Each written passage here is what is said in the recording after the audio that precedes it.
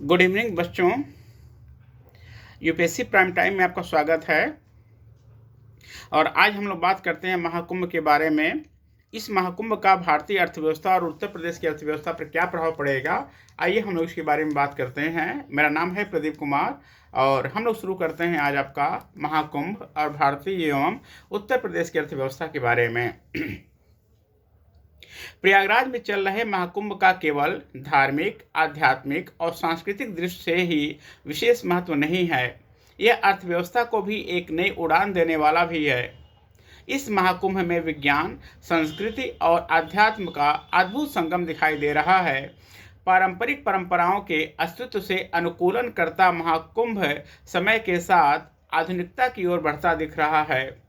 UNESCO के द्वारा 2017 में कुंभ मेले को मानव जाति की अमूर्त सांस्कृतिक विरासत के रूप में मान्यता दिए जाने के बाद से यह आयोजन विश्व के लोगों के लिए और आकर्षण का केंद्र बन गया है।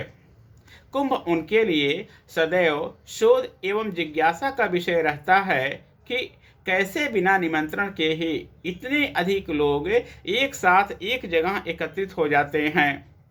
महाकुंभ में डिजिटल तकनीक के साथ ही पर्यावरण संरक्षण पर भी जोर है।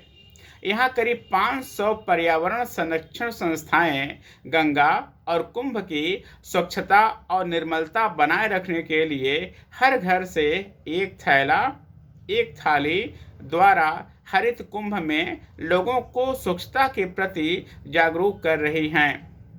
महाकुंभ में आधुनिक तकनीक का प्रयोग केवल भीड़ को सुचारू रूप से प्रबंधित करने और सुरक्षा आदि के लिए ही नहीं किया जा रहा है, बल्कि 11 भाषाओं में AI संचालित चैटबॉट कुंभ सहायक महाकुंभ की समस्त आवश्यक जानकारी भी उपलब्ध करा रही है। महाकुंभ को भव्य एवं सुगम बनाने पर सरकार के द्वारा लगभग 7,000 करोड़ रुपए व्यय किए गए हैं। इस निवेश से न सिर्फ तीर्थाटन और रोजगार सृजन को प्रोत्साहन मिलेगा, बल्कि इसके गुणक प्रभाव से उत्तर प्रदेश के आर्थिक विकास को भी बढ़ावा मिलेगा। प्रयागराज के देश के विभिन्न हिस्सों से कनेक्टिविटी बढ़ाने के लिए ही भारतीय रेलवे ने 3,000 विशेष ट्रेनों को चलाया है। प्रयागराज में गंगा पर 6 लेन का ब्रिज, 4 लेन का रेलवे ओवरब्रिज बनाया गया है। हल्दिया वाराणसी जलमार्ग को प्रयागराज तक विस्तार दिया गया है। सरकार के द्वारा महाकुंभ के लिए विभिन्न विकास योजनाओं पर व्यय के साथ बड़े बड़े उद्योगपति भी अपनी अपनी वस्तुओं की ब्रांडिंग और मार्केटिंग के लिए 3,000 करोड़ रुपए से अधिक व्यय कर रहे हैं। प्रयागराज में 45 दिनों तक चलने वाले इस समागम में होने वाली आर्थिक गतिविधियों के परिणाम स्वरूप राज्य सरकार को 25,000 करोड़ रुपए से अधिक का राजस्व प्राप्त होने का अनुमान है। वित्तीय लेन देन 2.5 लाख करोड़ से अधिक होने की संभावना है। 2019 के अर्ध कुंभ में 1.2 लाख करोड़ रुपए का वित्तीय लेन देन हुआ था। महाकुंभ की एक महत्वपूर्ण बात यह भी होगी कि डिजिटल लेन देन पर बहुत अधिक जोर रहेगा। इस डिजिटल लेन देन से गैर संगठित क्षेत्र के लोगों की ऋण क्षमता बढ़ने से बैंकिंग क्षेत्र की व्यवस्था भी मजबूत होगी। होटल, रेस्तरां, परिवहन सेवाएं और टूर प्रदाताओं के साथ साथ क्षेत्रीय हस्तशिल्प कला और व्यंजनों के लिए बाजार से जुड़े लाखों लोगों को प्रत्यक्ष एवं अप्रत्यक्ष रोजगार मिलेगा।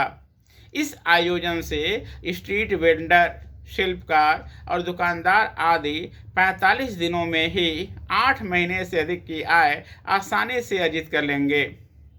CII की रिपोर्ट के अनुसार 2019 के कुंभ में विभिन्न क्षेत्रों में यह 6 लाख से अधिक लोगों का रोजगार मिला हुआ था।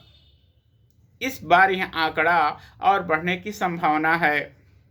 उत्तर प्रदेश पर्यटन विभाग के अनुसार महाकुंभ की तैयारियों में लगभग 45,000 परिवारों को रोजगार मिल चुका है। महाकुंभ में अंतर्राष्ट्रीय पर्यटकों के आगमन से भी राज्य और राष्ट्र की अर्थव्यवस्था दोनों के राजस्व में वृद्धि होगी। महाकुंभ के लिए टूर ऑपरेटरों के द्वारा अनेक प्रकार के आकर्षक टूर पैकेज की पेशकश की जा रही है। प्रयागराज आने वाले तीर्थयात्री केवल महाकुंभ तक ही सीमित नहीं रहेंगे, बल्कि आसपास के क्षेत्रों के धार्मिक स्थलों का भी भ्रमण करेंगे। अयोध्या, वाराणसी, मथुरा आदि अन्य स्थलों पर घरेलू एवं विदेशी मेहमानों के आने से सरकार को लगभग 200 करोड़ से अधिक आय सृजित होने की संभावना है। कुंभ मेले का सर्वाधिक आकर्षण स्थानीय उत्पादों के स्टॉल होते हैं। कुंभ एक ऐसा मंच प्रदान करता है जिसके माध्यम से स्थानीय उत्पादों को अधिक से अधिक प्रोत्साहित कर वैश्विक स्तर पर आत्मनिर्भर भारत की दिशा में बढ़ाया जा सकता है। इसके लिए बड़े उद्योगों को प्रतिस्पर्धा से स्थानीय उद्योगों को संरक्षित किया जाना आवश्यक है। महाकुंभ में लोगों के द्वारा गरीबों एवं वंचितों को अन्न एवं वस्त्र के दान का भी विशेष महत्व होता है। श्रद्धालुओं के द्वारा संतों को भी दान दिया जाता है। भंडारे जैसे गतिविधियां आयोजित होती हैं। इसमें कोई एक व्यक्ति या समाज ही नहीं, बल्कि पूरा देश ही खड़ा हो उठता है। इस सामाजिक चेतना को भले ही आर्थिक मानकों पर मापा न जा सके, पर ये गतिविधियां भी आर्थिक मापदंड का मजबूत आधार प्रदान करती हैं।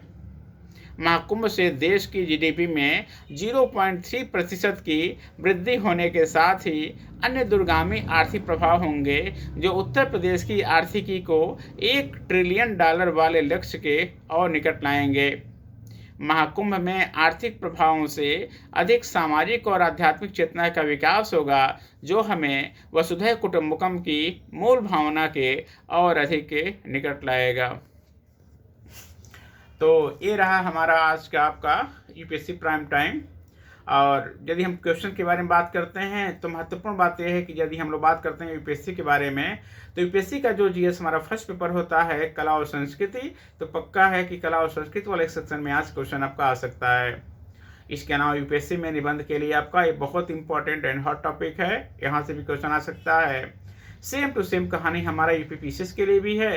क्योंकि मामला यह है यूपीपीसीएस का है, तो यहाँ से क्वेश्चन आने की पूरी संभावना है, न केवल जीएस के पहले पेपर में, बल्कि 5वें 6ठे पेपर में भी, और साथ में कहीं न कहीं आपका निबंध में भी। और ये हैरानी वाली बात नहीं होगी यदि महाकुंभ किसी न किसी रूप में फर्स्ट पेपर और 5th पेपर, 6th पेपर और निबंध में चारों में एक साथ पूछ लिया जाए। रही बात बिहार पीसीएस के बारे में, बीपीएससी के बारे में, तो बीपीएससी में पूरी संभावना है कि क्वेश्चन आपका कहीं न कहीं निबंध के रूप में आने की प्रबल संभावना है, और उसे आना भी चाहिए। और हम चाहेंगे कि ईश्वर जो बीपीएससी आयोग के जो मेंबर हैं उनको भी सद्बुद्धि दें, ताकि हर बार कम से कम पेपर वो सही तरीके से बना सकें। उनको 150 क्वेश्चन बनाना होता है, लेकिन कभी भी 150 का 150 क्वेश्चन सही नहीं बनाते हैं। हर बार आयोग के द्वारा या कोर्ट के द्वारा कुछ प्रश्न उनको डिलीट कराए जाते हैं। कितनी शर्मिंदगी वाली बात होता है। यहाँ एक से एक मतलब यहाँ प्रतिभावान छात्र पढ़े हुए हैं, टीचर कोचिंग की बात अलग बात है, और फिर भी इतना बड़ा आयोग 150 क्वेश्चन ठीक ठाक नहीं बना सकता है। अपनी कमियों को छिपाने के लिए उन्होंने एक टाइम में क्या किया था कि 4 की जगह 5 ऑप्शन दिया था, और 5वां ऑप्शन होता था इनमें से कोई नहीं या एक से अधिक। और जैसे ही 5वें इन्होंने ऑप्शन को ख़त्म किया, इनकी पुरानी कमजोरी पुनः आपका यहाँ पर सामने आ गया। इस बार भी इन्होंने दोनों एग्जाम में 4 क्वेश्चन डिलीट किए। उसके बाद भी बहुत सारे ऐसे क्वेश्चन हैं, ये कहना संभव नहीं है कि क्वेश्चन कितना सही है। ईश्वर इनको भी सद्बुद्धि दे। इसी के साथ ही आज हम प्राइम टाइम का समय समाप्त होता है। कल फिर 9 बजे मिलेंगे हम लोग किसी अन्य टॉपिक के साथ। शुभ रात्रि। Thank you.